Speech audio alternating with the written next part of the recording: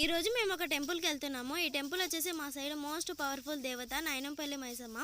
మేమైతే చాలా బాగా నమ్ముతాము. అందరి గురించి తెలియదు కానీ మా నాన్న అయితే చిన్నప్పటి నుంచి ఒకటే చెప్పేవారనమాట.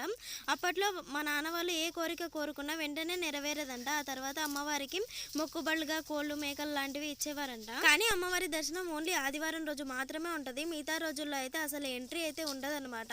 కానీ ఆదివారం రోజు మాత్రం ఫుల్ రష్ ఉంటుంది. ఎంత రష్ ఉంటుంది అంటే చాలా, అసలు దర్శనం కూడా చాలా కష్టంగా జరుగుతుంది అనమాట. అమ్మవారికి ఇంతకుముందు టెంపుల్ అయితే లేకపోతుండే, ఓన్లీ చెట్టు కింద ఉండేదన్నమాట. రీసెంట్ డేస్లలో పెద్ద టెంపుల్ అయితే కట్టారు.